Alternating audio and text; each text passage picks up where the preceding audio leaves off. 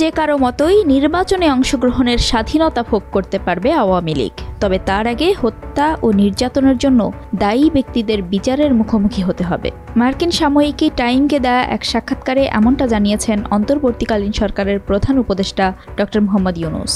২১ November সাক্ষাৎকারটি প্রতিবেদন আকারে প্রকাশ করে টাইম। ড. ইউনূসের নেতৃত্বে অন্তর্বর্তী সরকার গঠন, সংবিধান, নির্বাচন কমিশন, পুলিশ, প্রশাসন সহ বিভিন্ন ক্ষেত্রে সংস্কারের উদ্দেশ্যে কমিশন গঠন, মানবাধিকার, যুক্তরাষ্ট্রের সঙ্গে বাংলাদেশের কূটনৈতিক সম্পর্ক সহ বিভিন্ন বিষয় উঠে এসেছে টাইমের ওই প্রতিবেদনে।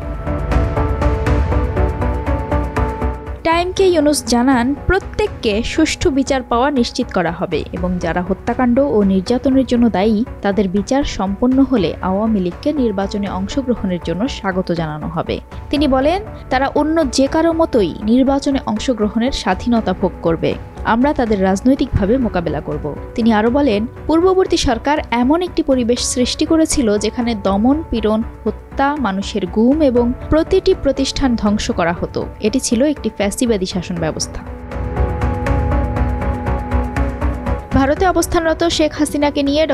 ইউনূস বলেন, তিনি তো ভারতের আশ্রয়ে আছেনই, তবে এর চেয়ে খারাপ হচ্ছে তিনি কথা বলছেন, যা আমাদের জন্য অনেক সমস্যা সৃষ্টি করছে। তার কণ্ঠস্বর শুনে মানুষও খুব বিরক্ত হয়, তাই এটা আমাদের সমাধান করতে হবে।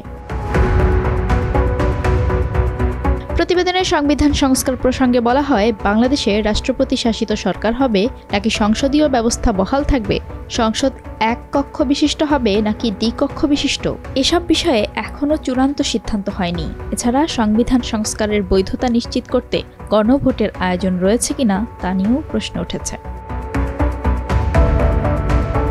তবে নির্বাচনের জন্য কোনো নির্দিষ্ট তারিখ এখনও নির্ধারণ করা হয়নি বলে জানিয়েছেন প্রধান উপদেষ্টা ড. মোহাম্মদ ইউনূস। তিনি বলেন, প্রথমে আমাদের রেললাইন ঠিক করতে হবে যাতে ট্রেন ঠিক পথে চলতে পারে। টাইমের প্রতিবেদনে উল্লেখ করা হয়েছে, বাংলাদেশের সবচেয়ে পুরনো রাজনৈতিক দল আওয়ামী লীগের অংশগ্রহণ ছাড়া সত্যিকারের জাতীয় ঐক্য প্রতিষ্ঠা সম্ভব নাও হতে পারে। একসময় দলটির ব্যাপক জনসমর্থন থাকলেও বর্তমানে দেশে অবস্থান করা আওয়ামী লীগের সদস্যরা অভিযোগ করছেন তারা নির্বিচার নিপীড়নের শিকার হচ্ছেন।